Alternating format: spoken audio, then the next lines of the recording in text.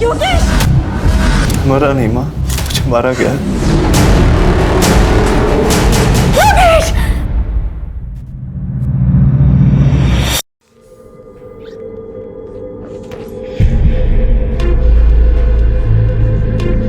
करिश्मा! करिश्मा! करिश्मा! करिश्मा! योगेश, क्या हुआ? क्यों चिल्ला रहे हो? कहाँ है मेरी दवाइयाँ? वो डस्टबिन में डाल दी थी मैंने। मेरी दवाइयाँ उठा के तुमने डस्टबिन में डाल दी? वो तुमने कहा था ना तुम अच्छा महसूस कर रहे हो, तो इसलिए मैंने। शांत हो जा, शांत हो जा। एक लंबी सांस ले, एक लंबी सांस ले। देख बेटा, हम दोनों का तेरे अलावा कौन है? हम तेरा भला चाहते हैं और तेरे अच्छे सेहत की कामना के लिए ही मैं वैष्णो देवी गई थी ना। और आज भी हम दोनों इसीलिए ही जगराता में जा रहे हैं। करिश्मा, तुझे ब्यूटी पार्लर जाना था ना, जा हुआ पार्लर। मैं तुझे जगराता में ही मिलूंगी। जी माँ। जा।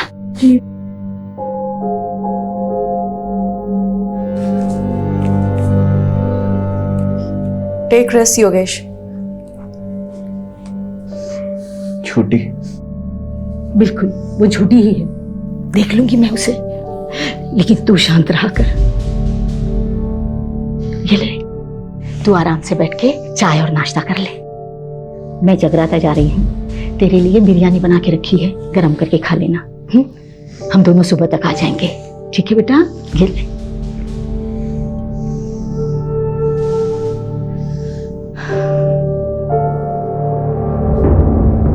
सब झूठ है, सब।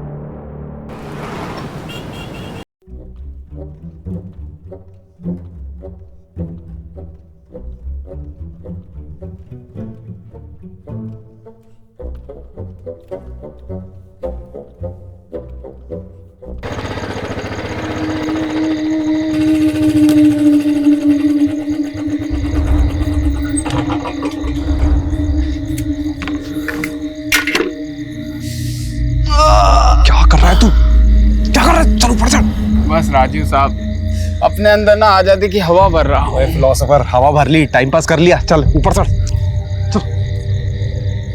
बंटी की पूरी गैंग को पकड़वाकर मैंने अपना वादा पूरा किया, अब आप अपना वादा पूरा करिए। तू टेंशन क्यों ले रहा है? विटनेस प्रोटेक्शन सेल में तेरा नाम डाल दिया है, तेरी सजा कम हो जाएगी, उन्हें बात कर ली है। तू चलना, टाइम वेस्ट क्यों कर रहा है? चल। शुक्रिया राजीव साहब। हाँ चल चल चल। उसका लाइट का ध्यान रखना, ठीक है? अपने सेल में जाना चुपचाप। ठीक है ठीक है। चल ऊपर चल।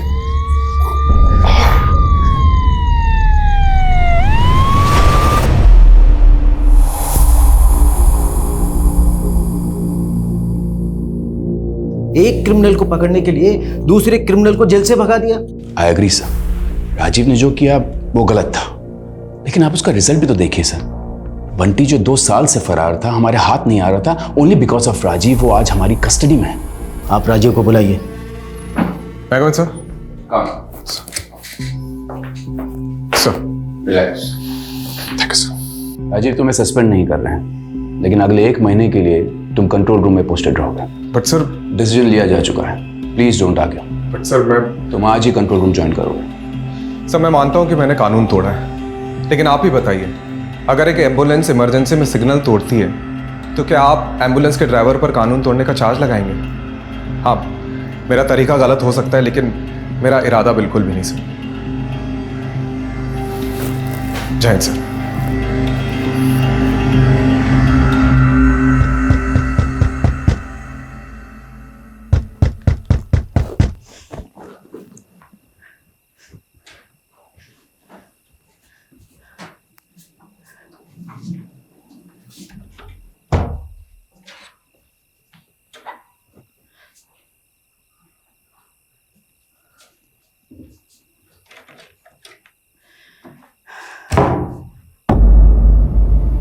योगेश, बेटा तू?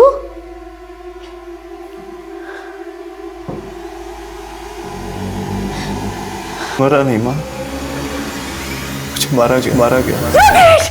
योगेश! योगेश! माँ, फिर से बुरा सपना देखा?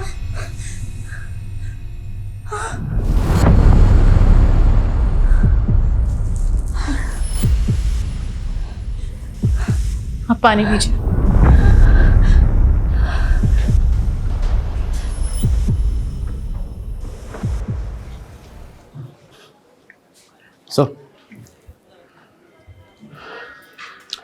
सॉरी सर, शिवा को पकड़ने का प्लान हम दोनों का था और सजा भी हम दोनों को ही मिलनी चाहिए थी। तू क्यों गिल्ट फील कर रहा है? तुझ पे थोड़ी सीनियर्स पे गुस्सा हूं मैं। ये पटक दिया कंट्रोल रूम में, उससे अच्छा सस्पेंड ही कर देते। सर, आपकी माताजी आई है। मेरा मतलब आपकी मम्मी की सिफारिश लेकर कोई माताजी आई है। कौन है? मेरा नाम गीता गुप्ता है और ये है मेरी बहू करिश्मा। आपकी माँ जब भी यहाँ होती है तो वो और मैं एक ही माता की चौकी मंडली में जाते हैं। ओह, आई एम सॉरी बट 4 महीने पहले आपके ही बेटे योगेश की हार्ट अटैक से मौत हुई थी, राइट? मेरे बेटे की मौत हार्ट अटैक से नहीं हुई, उसे मारा गया था। एक सेकंड। आपकी बेटे के मौत के 4 महीने बाद आप ये कह रही है कि उसका मर्डर हुआ था। ये किस बेसिस पे कह सकती है आप? उसने मुझे खुद बताया है कि उसका मर्डर हुआ है। मुझे मारा गया। उसने मुझे सपने में आके ये सब बताया। देखिए, मैं जानती हूँ आपको मम्मी की बात तो विश्वास नहीं होगा, पर जब से योगेश गए हैं तब से मम्मी को डरावने सपने आने लगे हैं। योगेश मुझे कुछ कहना चाहता है, वो अपने मौत का इंसाफ चाहता है, इसीलिए हम दोनों यहाँ आए हैं। गीता जी, मैं आपसे क्या कहूँ? देखिए, मैं चाह कर भी आपकी मदद नहीं कर सकता क्योंकि आपके पास कोई केस ही नहीं है। देखिए, किसी भी डरावने सपने को बेस बना के हम इन्वेस्टिगेशन नहीं कर सकते। इसका मतलब तुम्हें मुझ पे विश्वास नहीं है? देखिए गीता जी, आई एम रियली सॉरी, मैं आपकी कोई मदद नहीं कर सकता। ठीक है बेटा, जैसी तुम्हारी मर्जी।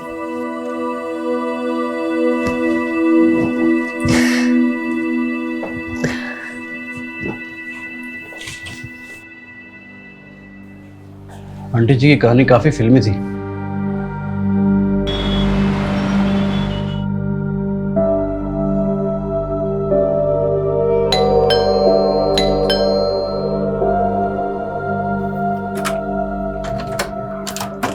अरे, आप लोग यहाँ इस वक्त? बेटा वो अंदर आइए। हाँ माँ जी, बोलिए। योगेश के गुजरने से 2 दिन पहले उसका फुल बॉडी चेकअप हुआ था।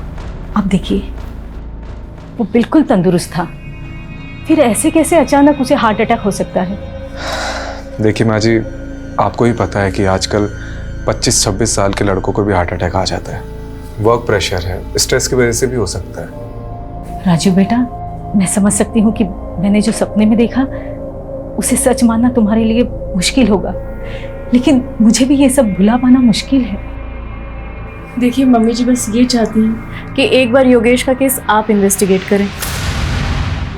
हाँ, मैंने पहले भी इसीलिए FIR दर्ज कराई थी, लेकिन तब उस इंस्पेक्टर ने उस डॉक्टर से बात की जिसने योगेश को डेड डिक्लेयर किया था, और डॉक्टर ने इंस्पेक्टर से कहा था कि हार्ट अटैक से मौत हुई है, और इंस्पेक्टर ने वो केस बंद करा दिया बिना किसी इन्वेस्टिगेशन के।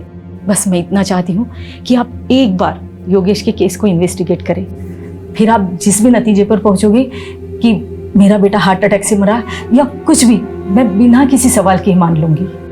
कम से कम मुझे ये अफसोस तो नहीं रहेगा कि मैंने सच्चाई जानने की कोशिश ही नहीं की। ओके, कल आप दोनों हेडक्वार्टर आ जाइएगा, मैं केस को रीओपन कराने का रास्ता ढूंढता हूँ। सर, आप भावुक होकर भूल कर रहे हैं। इस केस को हाथ में लेने का मतलब है हवा को हाथ में पकड़ना। कुछ हाथ नहीं लगेगा सर। सर, ये लीजिए, चाय पीजिए।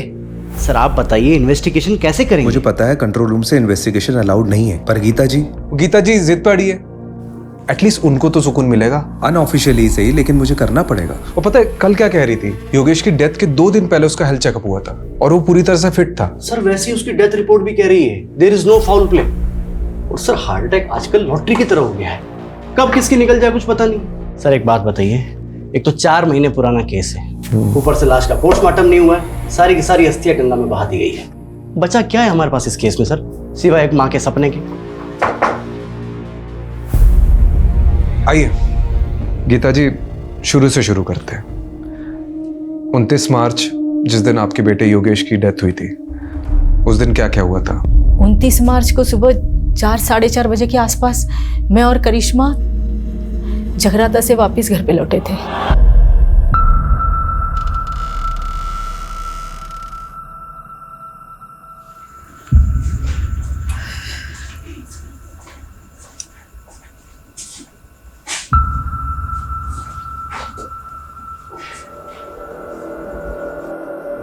योगेश, योगेश, योगेश, योगेश, क्या हुआ बेटा? क्या हो गया? योगेश! बेजान पड़ा था मेरा बेटा। हमने फौरन डॉक्टर को बुलाया। डॉक्टर ने योगेश को डेड डिक्लेयर कर दिया। और अगले दिन जब योगेश की मेडिकल रिपोर्ट देखी तो सवाल ये उठा कि अचानक ऐसे कैसे योगेश की मौत हार्ट अटैक से हो सकती है। इसीलिए मैंने FIR दर्ज कराई थी। आपने जो पुरानी FIR दर्ज करी है उसकी डिटेल्स दीजिए, मैं वो फाइल मंगवाता हूँ।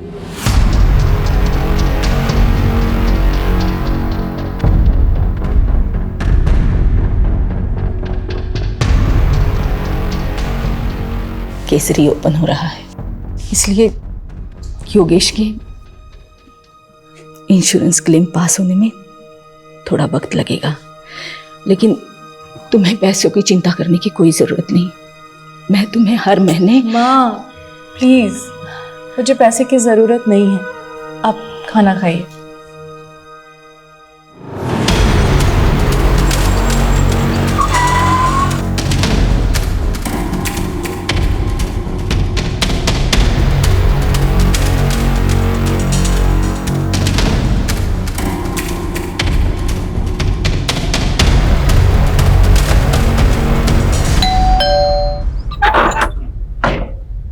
हेलो,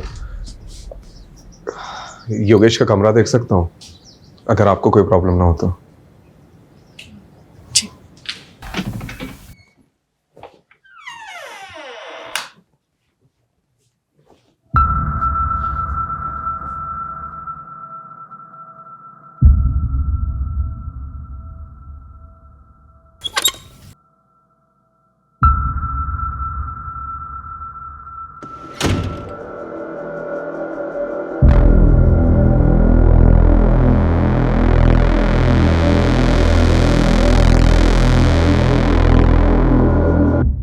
ये दोनों मेरे पोते हैं, युवराज और योहान, दून स्कूल में पढ़ते हैं।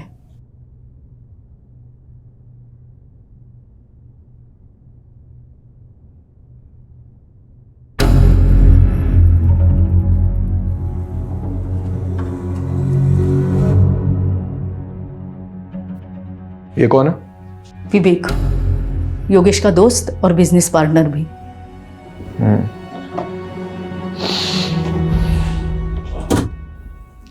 ये लैपटॉप किसका है? योगेश का। करिश्मा जी, आपके पास योगेश की कोई फोटो होगी उस दिन की जिस दिन उसकी डेथ हुई? मेरे बेटे युहान ने अपने भाई के लिए लिया था। युवराज का बोर्ड एग्जाम था, इसलिए वो अपने पापा को आखिरी बार देखने नहीं आ पाया था। योहान से कांटेक्ट करके वो फोटो मुझे भेज दीजिए। और भी कोई वीडियोस या फोटोज लिए गए होंगे बीदी के समय तो वो भी भेज दीजिएगा। मैं ये लैपटॉप और हार्ड डिस्क लेके जाता हूँ, कुछ इन्फॉर्मेशन मिल सकती है।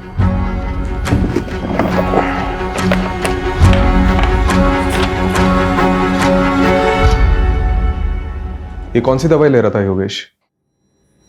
Anti anxiety pills. आज जो अपॉइंटमेंट है आप उसकी लिस्ट लेके आए। देखिए आज किसकी।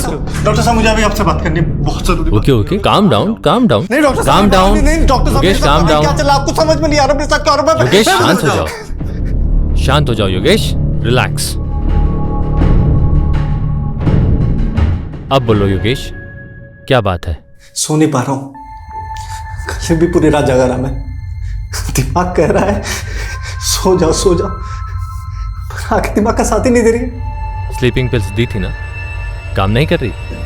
नहीं डॉक्टर, अगले महीने 28 तारीख को मेरी मीटिंग है दुबई में। करोड़ों की डील है और मेरा हाल देख रहे हैं आप। इस साल में गया तो मैं बर्बाद हो जाऊंगा, बहुत भारी नुकसान हो जाएगा। डॉक्टर मुझे हैवी डोज दीजिए डॉक्टर, मैं महंगे से महंगा इलाज कराने के लिए तैयार हूँ। योगेश का मन बहुत बेचैन रहता था। जब मेरे पास आया था उसके मन में अजीब सा डर बैठ गया था, जिसका मैंने ट्रीटमेंट भी शुरू कर दिया था और उसको कुछ दवाइयाँ भी लिख के दी थी। तो उसे कुछ फायदा हुआ था? बिल्कुल, 1 हफ्ते में तो बिल्कुल ठीक हो गया था। क्या एंजाइटी से हार्ट अटैक हो सकता है? चांसेस हैं, एंजाइटी के कारण हार्ट अटैक हो सकता है। लेकिन सुसाइडल टेंडेंसी भी हो सकती है।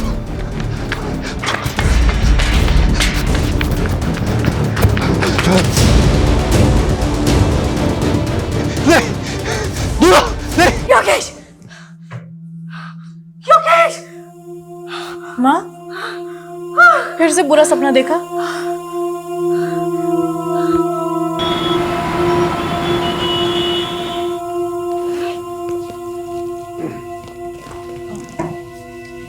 इस पेनड्राइव में योगेश की आखिरी फोटोज हैं और एक रिलेटिव ने फ्यूनरल की कुछ वीडियोस भी ली थी, वो भी हैं। Okay, thank you. वैसे उस रात जब आप दोनों जगराता के लिए चले गए थे तो योगेश से मिलने आया था कोई, या कुछ अजीब हुआ था उस रात? ऐसा कुछ नहीं। एक बात याद आ रही है, योगेश की सेक्रेटरी आयशा और विवेक ये दोनों फ्यूनरल पर नहीं आए थे, जबकि विवेक योगेश के बहुत क्लोज थे। रस्तोगी, आयशा और विवेक का नंबर ले लो। सर जब से कैमरा आया है मतलब लोग कुछ भी शूट करते हैं, बताओ फ्यूनरल की भी रिकॉर्डिंग करते हैं, अजीब है। सर इस केस से कुछ मिलेगा भी या नहीं? चांसेस तो बहुत कम है, लेकिन अभी भी 3 लोगों से पूछताछ बाकी है। एक विवेक, योगेश का बिजनेस पार्टनर, और दूसरी आयशा, उसकी सेक्रेटरी। तीसरा कौन है सर? योगेश के घर का वॉचमैन बबलू, क्योंकि गीता जी और करिश्मा के जाने के बाद क्या हुआ उसी को पता होगा। देखते हैं वॉचमैन ने कितनी वॉच रखी घर पे। ये कितने की झाड़ू है?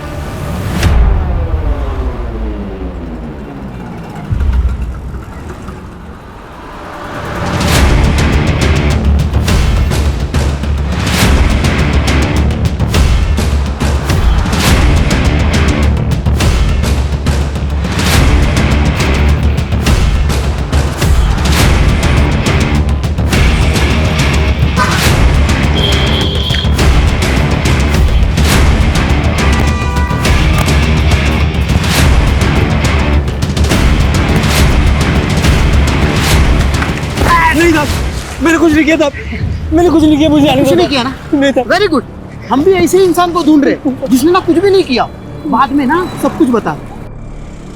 देख बबलू, डर मत, अब ठीक से याद करके बता कि 28 मार्च को योगेश के घर में कौन कौन आया था, कौन गया था और क्या क्या हुआ था। वो दिन बड़ा ही बेकार दिन था, एक के बाद एक तमाशे हो रहे थे योगेश साहब के घर पे।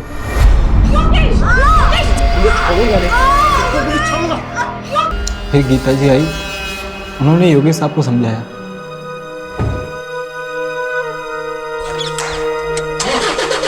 उसके बाद करिश्मा मैम चली गई। ये करिश्मा मैम घर से कितने बजे निकली थी? लगभग 5:30 बजा होगा साहब, क्योंकि मैं वही टाइम पे चाय पीता हूँ। और उसके बाद क्या हुआ था? फिर 7 साढ़े 7 बजे मैंने एक और झगड़े की आवाज़ सुनी। क्या है ये योगेश? तूने अपनी माँ को इतना बड़ा धोखा दिया, मेरे नकली साइन करके अपनी पुश्तैनी जमीन बिकवा दी। क्यों इतना ओवर रिएक्ट कर रही हो माँ? तुम क्या करती हो जमीन का? मुझे बिजनेस में जरूरत थी पैसों की तो मैंने उठा के बेच दिया, और वैसे भी तुम्हारे मरने के बाद तो वो जमीन मेरी होने वाली थी ना, तो क्या गलत किया? अरे तो मुझे बता दिया होता, मेरी नकली साइन क्यों की? इसी मेलोड्रामा से बचने के लिए कि पापा की आखिरी निशानी है, पुश्तैनी जमीन है, ब्ला ब्ला ब्ला ब्ला। तेरे पापा का अरमान था उस जमीन को पापा लेके। नहीं रहे अब सारे फैसले मुझे करने हैं, अब आपको संभालना भी मुझे है माँ। मैं आपको अच्छे से नहीं संभाल रहा हूँ क्या? आजकल के बच्चों को देखिए, वो अपने माँ बाप को उठा के वृद्धाश्रम छोड़ आते हैं, लेकिन मैं ऐसा नहीं हूँ माँ, मैं आपको संभाल रहा हूँ, है कि नहीं माँ? गीता मैम के जाने के बाद विवेक साहब और आयशा मैम आए थे, यही करीब 9 साढ़े 9 बजे।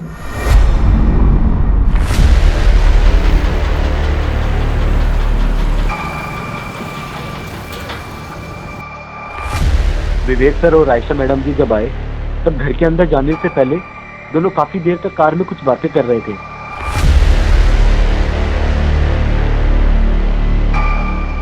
थोड़ी देर बाद वो अंदर चले गए साहब। तो इसकी रजिस्टर में एंट्री क्यों नहीं करवाई? साहब ये दोनों अक्सर वहां मिलने आया करते थे। बबलू तो फिर से मत कहना कि तूने फिर से कोई झगड़े की आवाज़ सुनी थी।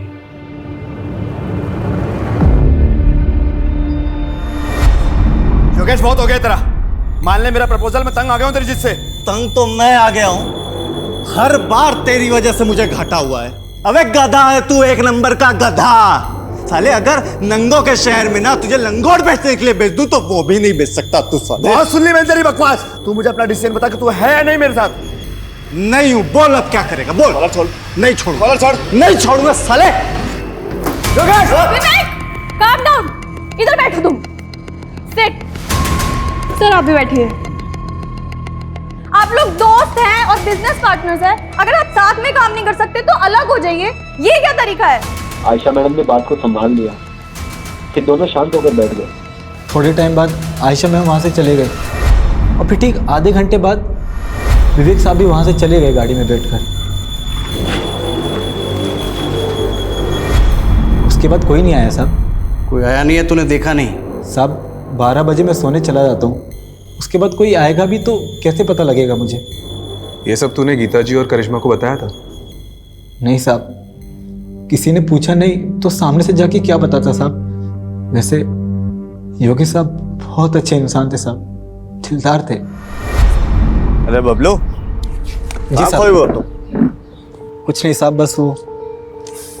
ये लो 1 लाख रुपए पूरे तुम्हारी माँ के इलाज के लिए, अच्छे से करवाना। शुक्रिया साहब, मैं ये रकम आपको जल्दी ही 1 साल में वापस लौटा दूंगा साहब। मेरे पैसे मेरे अपने ही खा जाते हैं। मजाक कर रहा हूँ, पैसे लौटाने की कोई जरूरत नहीं, ठीक है? शुक्रिया साहब, बहुत बहुत शुक्रिया। आपको ये सब सच लग रहा है सर? मुझे तो ये सब कहानी लग रही है। नहीं रस्तोगी जी, मुझे सिर्फ ये कहानी नहीं लग रही है, इसमें कुछ ना कुछ तो सच्चाई है। जी सर, आप सही थे। काफ़ी सारी नई चीज़ें निकल कर आई है इसमें। पता है, मैंने ये सोचा भी नहीं था कि ये केस ऐसे पलटेगा। पहले तो ये सिंपल हार्ट अटैक का केस लग रहा था, लेकिन अब 3 सस्पेक्ट सामने आए। पहला तो वो विवेक, योगेश का बिजनेस पार्टनर। जी सर, वो आखिरी इंसान जो योगेश के घर से बाहर निकला था। हाँ सर हो सकता है आयशा मैडम भी मिली हुई हो सकता है, क्योंकि आयशा और विवेक योगेश के फ्यूनरल पे नहीं गए थे, और ऊपर से करिश्मा ने जो विवेक का नंबर दिया है वो भी स्विच ऑफ आ रहा है। दूसरा सस्पेक्ट एक करिश्मा हो सकती है, क्योंकि इसके योगेश से बहुत ज़्यादा झगड़े होते थे। सर तो फिर ये तीसरा सस्पेक्ट कौन हो सकता है? योगेश की माँ हैं? गीता गुप्ता। हो सकता है उन्हें जो भी सपने आ रहे हैं वो कहीं ना कहीं उनके ही अंदर का गिल्ट है, जो उनको चैन से सोने नहीं दे रहा है। लेकिन सर वो खुद ये केस रीओपन करवा के अपने लिए मुसीबत क्यों खड़ी करेगी? कमलेश, उन्हें भी यही लग रहा हो कि हम भी यही सोचकर बैठे रहेंगे और उन पर डाउट नहीं आएगा, इसलिए वो खुद सामने से आई और केस को रीओपन करवाया। हाँ, नहीं बताया मैंने योगेश और मेरे झगड़े के बारे में, लेकिन इस झगड़े से योगेश की मौत का कोई लेना देना नहीं है। देखिए, लेना देना है या नहीं है वो तो इन्वेस्टिगेशन के बाद ही पता चलेगा। खैर, आपने हमें पहले कुछ बताया नहीं है तो अभी बता दीजिए। उस रात तेरे पापा का अरमान था उस जमीन को पापा लेके। नहीं रहे अब सारे फैसले मुझे करने हैं। अब आपको संभालना भी मुझे है। माँ आपको बुरा तो लगा होगा योगेश किस बर्ताव से। मेरा बेटा गुस्से में कुछ भी बोल देता था, लेकिन वो दिल से बुरा नहीं था। उस दिन जब मैं बाहर गई थी तो उसने मुझे थोड़ी देर बाद मैसेज किया था। हाँ, ये देखिए।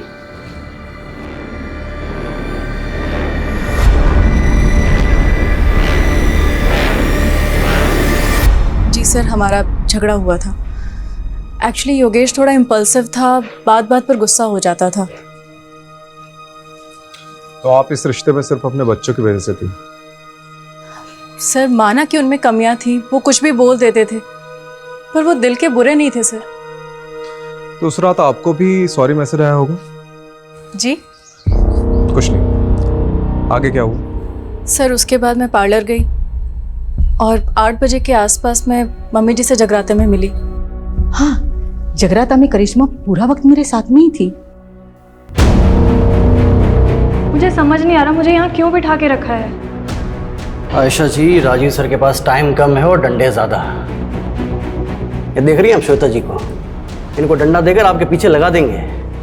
देखिए, आपके बॉस योगेश का पार्टनर विवेक फरार है। अब उसको तो हम पकड़ लेंगे।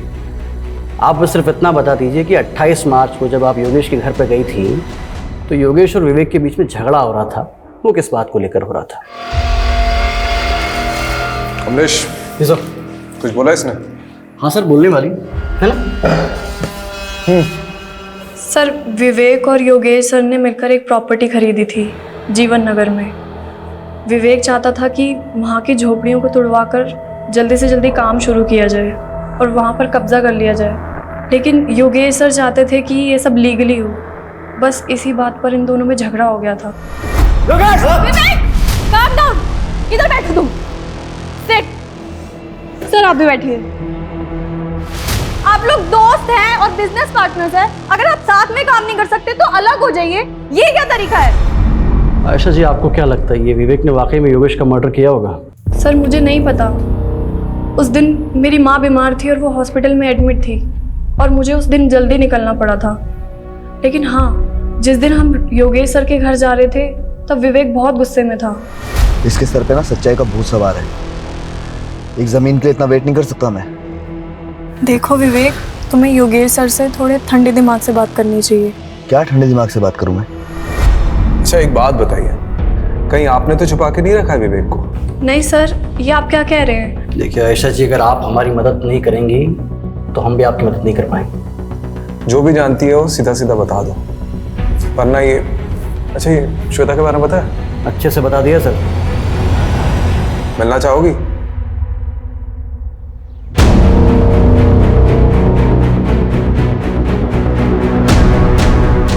सर आयशा ने जो लोकेशन बताई थी उस पर हम नजर रखे हुए हैं।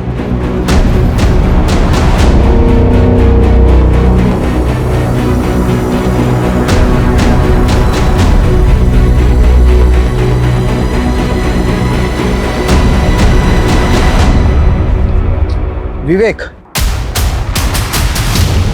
विवेक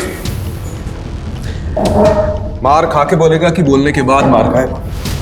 चॉइस तेरी है। देख, हमें सब पता है कि योगेश की मौत में तेरा ही हाथ है। बहुत नफरत करता था ना उससे।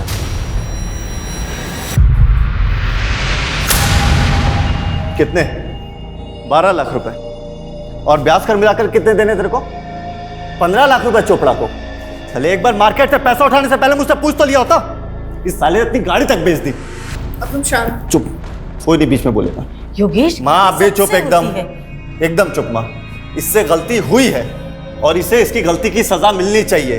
क्यों साले, है ना? ये है तेरी गलती की सजा। नई गाड़ी तेरे लिए। पर योगेश, अरे रख, चोपड़ा को मैंने आधे पैसे दे दिए हैं और आधे उसको तू देगा, ठीक है? और अब ये सब सारी चीजें खत्म कर और चुपचाप मेरे साथ बिजनेस में आ जा। चुप, चल आ जा। सर मैं क्यों उसे मारूंगा? योगेश और मैं तो भाइयों की तरह थे।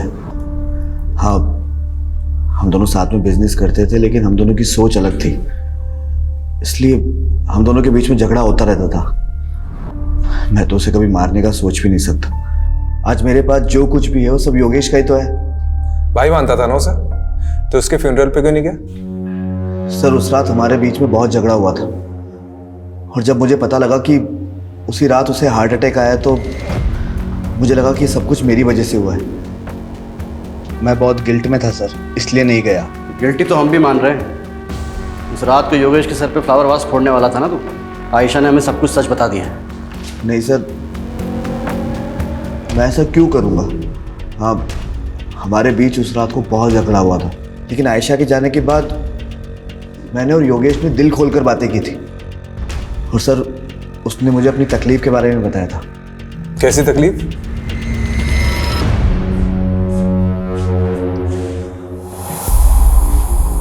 सब गलत हो रहा है यार, खुद पर काबू ही नहीं रहता।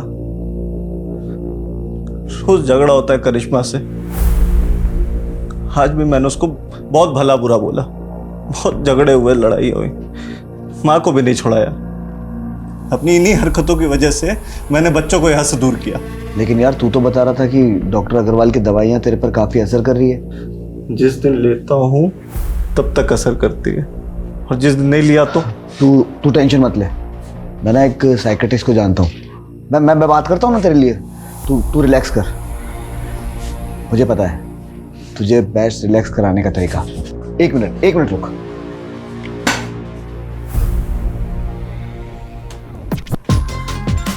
तेरा फेवरेट गाना तेरी फेवरेट ड्रिंक के साथ में इससे बेस्ट रिलैक्सेशन कोई चीज़ हो ही नहीं सकती। सर जब मैं वहाँ से निकला तो योगेश बहुत अच्छे मूड में था और उसका मेरे जाने के बाद में मुझे टेक्स्ट भी आया। तेरे जैसा यार कहाँ ऐसा याराना। सर अगर मुझे पता होता कि ये सब कुछ होने वाला है तो मैं वहाँ से जाता क्यों। ठीक है, तुम जा सकते हो, लेकिन हाँ शहर छोड़ के जाने की सोचना भी नहीं। ठीक है सर।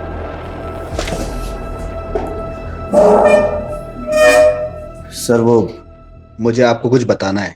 सर योगेश की मम्मी गीता आंटी, एक्चुअली एक ज़माने के अंदर मेरे पापा और योगेश के पापा बहुत अच्छे दोस्त थे, लेकिन जब उनकी शादी गीता आंटी से हुई तो उनका बिहेवियर बिल्कुल चेंज हो गया। और फिर जब कॉलेज में मेरी और योगेश की मुलाकात हुई तो हम दोनों भी बहुत अच्छे दोस्त बन गए और सब कुछ नॉर्मल हो गया। लेकिन सर गीता आंटी ना काफ़ी कंट्रोलिंग फ्रीडी लेडी है। पति हो या फिर बेटा, वो दोनों को कंट्रोल करके रखती थी। उनको उसी में खुशी मिलती थी, तो शायद सर कुछ। ठीक है तुम जाओ।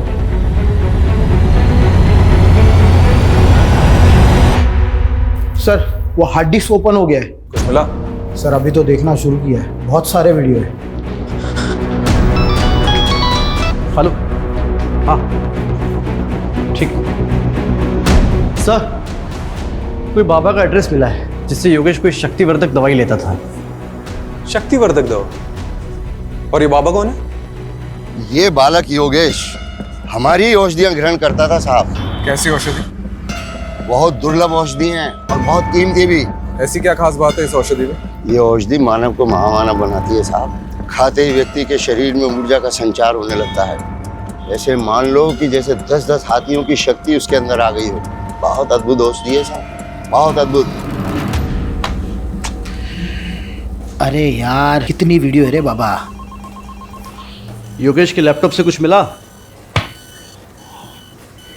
अरे सर देखते देखते मेरी आंखें बटन हो गई। अभी भी कम से कम 20 वीडियो है। जितने भी वीडियो देखे ना सबके सब वेकेशन और प्रेजेंटेशन के थे। फिर भी सर ट्राई करता हूँ।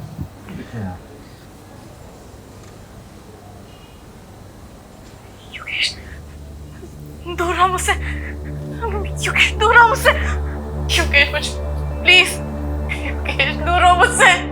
डरो मत करिश्मा। सर एक मिनट ये सुनिए।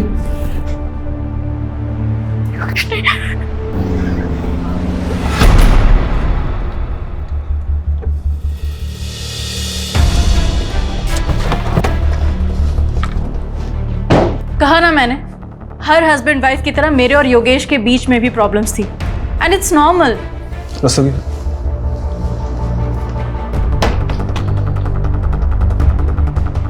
दूर रहो मुझसे, योगेश दूर रहो मुझसे। ये सब आपको नॉर्मल लगता है? डरो मत करिश्मा। कुछ नहीं, योगेश नहीं। I can't believe it. वो ये सब शूट भी करता था। परवर्ट। देखिए ये वीडियोस कभी भी बाहर नहीं आएंगे, लेकिन योगेश की मौत का सच हम बाहर ला कर रहेंगे और इसके लिए आपका सच बोलना बहुत ज़रूरी है। हमें पता चला है कि योगेश किसी बाबा से शक्तिवर्धक दवाइयाँ लेता था। हाँ, योगेश की अजीब सी फैंटेसीज थी। जब हम दोनों अकेले होते थे ना घर में, तो ऐसा लगता था उसकी फैंटेसीज को पंख लग गया हो। वो अजीब बिहेव करता था। करिश्मा ये ट्राई करते हैं, है ना? पागल हो गए हो क्या? This is so wild. बिल्कुल भी नहीं। करिश्मा कसम से एक्सट्रीम तक नहीं जाएंगे हम। पति था मेरा, मैंने उसकी बात मान ली, लेकिन योगेश उस दौरान इतना वहशी हो जाता था, एकदम हैवानियत पे उतर आता था, जैसे मैं उसकी बीवी नहीं कोई शिकार हूं। क्या हो गया तुम्हें? I'm sorry करिश्मा, पता नहीं मुझे क्या हो जाता है। मैं कैसे ऐसा कर सकता हूँ? मैं कैसे तुम्हें मार सकता हूँ? योगेश, ये सब वो दवाइयों का असर है ना? मैं काबू हो जाता हूँ। मैं प्लीज मुझे खुद को योगेश से बचाना था, साथ ही साथ योगेश को योगेश से बचाना था। इसलिए मैं हर वो चीज़ हटा देती जो उसके लिए जानलेवा हो सकती थी। सीजर, नाइफ, स्क्रू ड्राइवर, सब कुछ। तो ये सब आपने गीता जी को बताया? नहीं प्लीज, आप उन्हें कुछ मत बताइएगा। उन्हें बहुत दुख पहुंचेगा and it's my request, please. इतना सब होने के बाद भी आपने योगेश से कभी तलाक लेने के बारे में नहीं सोचा? माना कि योगेश ने पिछले 1 साल में मुझे बहुत तकलीफ दी थी, पर 15 साल का रिलेशन था हमारा, और ये 15 साल हमने हंसी खुशी बिताए। वो मेरा पति था, मेरे बच्चों का पिता। आप ऐसा सोच भी कैसे सकते हैं? देखिए, मेरा इरादा आपको हर्ट करने का नहीं था।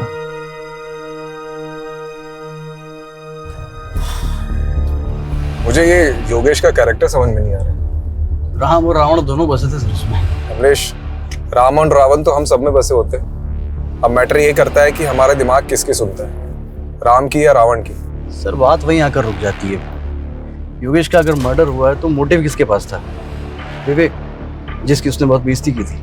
नहीं नहीं नहीं, इन सब में सबसे ज्यादा सफर करिश्मा ने किया है। तो अगर किसी के पास सबसे ज्यादा स्ट्रॉन्ग मोटिव है तो वो है करिश्मा। सर आपका शक अगर सही भी है तो करिश्मा ने करिश्मा किया कैसे? योगेश की माँ ने हमें गवाही दी है कि करिश्मा जगराते में रात भर उनके साथ थी। लेकिन ऐसा कौन कह रहा है कि हमें गीता जी पर भरोसा कर लेना चाहिए? वो भी तो अपनी बहू के साथ मिली हो सकती है। चेक करो, इन सब पर नजर रखो। और हाँ, इनके मोबाइल डिटेल्स, लोकेशन डिटेल्स और सोशल मीडिया डिटेल्स सब चेक करो, इंक्लूडिंग गीता जी।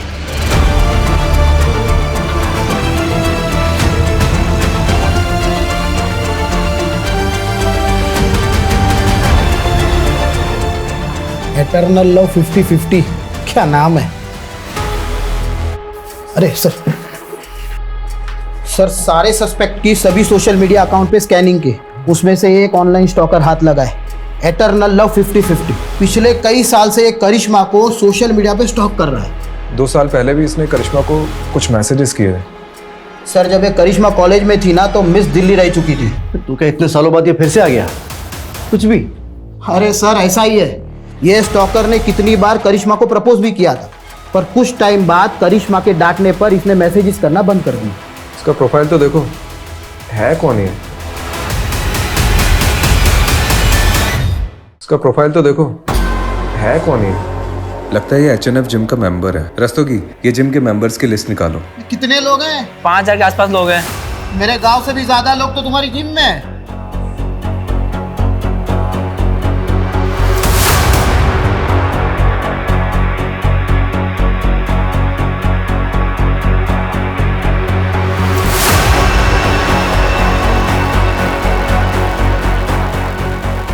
कुछ मिला? सर पूरा का पूरा कच्चा चिट्ठा मिला है। ये देखिए, हमने ये जिम मेंबर्स की लिस्ट देखी थी और इसमें जो ये नंबर्स दिए गए इन सब के लोकेशन को हमने मैच किया। उनमें से सर ये एक नंबर मर्डर वाली रात उसी एरिया में एक्टिव था। रात को 1 बजे इस नंबर पर पहले कॉल आया और उसके बाद एक मैसेज। ये नंबर एटर्नल लव का है? सर इस नंबर की हमने और डिटेल्स निकाली तो इसकी ब्राउजिंग हिस्ट्री से पता चला कि ऑनलाइन इसमें कोई ड्रग के बारे में सर्च किया गया था। हो सकता है इस ड्रग का इस्तेमाल योगेश के हार्ट को जमाने के लिए किया गया हो, ताकि नेचुरल डेथ की आड़ में मर्डर को छुपाया जा सके। ये नंबर किसके नाम पर रजिस्टर्ड है? हाँ मैं आ रही हूँ, लेकिन आप बताएंगे बात क्या है? अरे बैठ। देखिए आप ये ठीक नहीं कर रहे हैं, आप मुझे ऐसे जबरदस्ती नहीं रख सकते। ओह, तू कुछ नहीं बोलेगा ना तब भी तू फंस चुका है। एटर्नल लव, क्योंकि तेरे साथी ने सब कबूल कर लिया। मुझसे गद्दारी? गद्दारी नहीं, समझदारी की उसने। अब तू डिसाइड कर तुझे क्या करना है।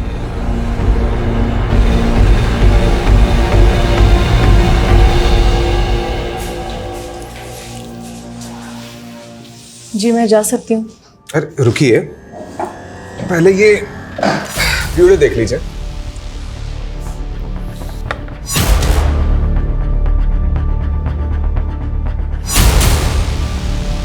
करिश्मा जी, आपके एटर्नल लव ने अपना जुर्म कन्फेस कर लिया है, और वो केमिस्ट जिससे आपने ब्लड थिकर खरीदा था उसका भी पता हमने लगा लिया है। मेडिकल से खरीदा था ना, तो ढूंढते ढूंढते पैर दर्द करने लग गए मेरे। करिश्मा जी, अब तो कन्फेस कर लीजिए, थोड़ी सजा कम हो जाएगी। सब कुछ ठीक होता, लेकिन माँ को सपने आने लगे। सपने में योगेश देखने लगा। उन्होंने पुलिस स्टेशन आने का मन बना लिया, इसलिए मजबूरन मुझे भी उनके साथ आना पड़ा, ताकि उन्हें मुझ पर कोई शक ना हो। करिश्मा, अगर तुमने सब कन्फेस नहीं किया होता ना तो हम लोग बच जाते। कोई सबूत नहीं था इन लोगों के पास। आकाश, तुमने पहले कन्फेस किया, इसलिए मेरे पास कोई रास्ता नहीं बचा। झूठ मत बोलो, देखा था मैंने तुम्हें। इस लेडी कांस्टेबल को अपना कन्फेशन लिखाते हुए। बेवकूफ, मैं बस उसे इन्फॉर्मेशन दे रही थी। अरे लवबर्ड्स, झगड़े क्यों कर रहे हो? हाँ, तुम दोनों की थोड़ी गलती है। वो तो हमने प्लान किया था तुमसे सच उगलवाने के लिए। करिश्मा जी ने एक दूसरा नंबर भी ले रखा था, जिसके बारे में हमें नहीं बताया। और उस नंबर की लोकेशन रात को 1 बजे योगेश के घर की थी। उस नंबर से हमें और भी इंफॉर्मेशन मिली है, लेकिन ये भी जरूरी था कि तुम दोनों अपने मुंह से उगलो।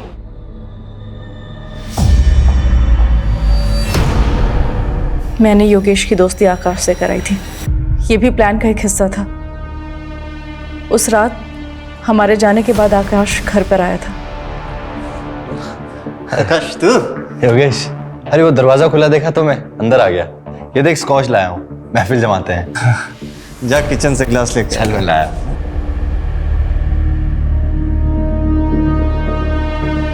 प्लान ड्रिंक में ब्लड थिकर मिलाकर पिलाने का था, ताकि किसी को शक ना हो।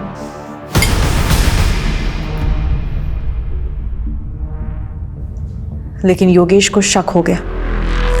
तुमने इसमें कुछ मिलाया है क्या? नहीं तो सब ठीक तो है। तुम लोग कौन हो बे? बबलू! कि योगेश अकेला सब पे भारी पड़ रहा था। योगेश! करिश्मा, अच्छा हो तुम आ गए। पुलिस को फोन करो। ये आकाश मुझे मारने के लिए आए। योगेश, तुम्हें कुछ नहीं हुआ है, शांत हो जाओ। मैं आ गई हूँ ना, मैं आ गई हूँ ना। ये लोग मुझे मार देंगे। तुमने आज दवाई नहीं खाई है ना, इस वजह से हो रहा है। कुछ नहीं हुआ है तुम्हें, तुम आराम करो। कोई तुम्हारा दुश्मन नहीं है योगेश, आराम करो। मैं आ गई हूँ ना, सो जाओ, तुम सो जाओ। रिलैक्स रिलैक्स, तुम सो। तुम्हें आराम की जरूरत है ना? काम होने पर ना मुझे मैसेज करना। ठीक है? बाय। ठीक, चलो आगे देखो।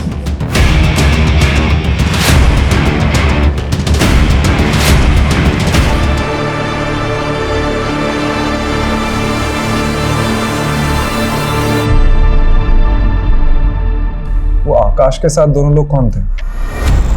शैलेंद्र और रामानाथ मामूली से चोर थे।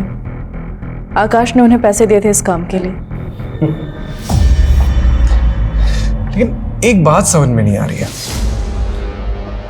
तुम लोग अंदर कैसे घुसे?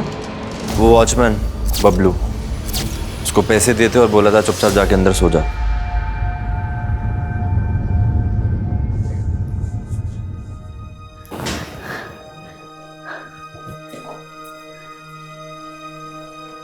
करिश्मा, तुझे अगर इतनी तकलीफ ही थी तो छोड़ देती मेरे बेटे को। जान से मारने की क्या जरूरत थी? कमलेश, रस्तोगी, चलो।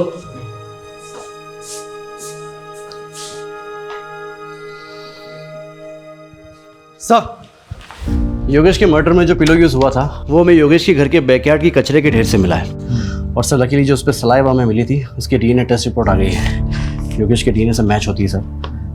और आकाश के बाल के ट्रेसेस भी पिलो पर मिले हैं। ये स्ट्रॉन्ग एविडेंस बनेगा इस केस में। Right sir. और बबलू का क्या हुआ? सर बबलू को तो धर लिया है। ये न्यूज़ देखिए क्या हेडलाइंस छपी है। 4 महीने बाद खुला मौत का राज, पत्नी ही निकली कातिल। क्या केस था ये? हाँ, कोई मानेगा भी नहीं कि एक सपने ने सच्चाई सामने ला दी। अगर माँ ने गीता जी को हमारे पास नहीं भेजा होता तो ना ही ये केस खुलता और ना ही हमें कातिल का पता चलता।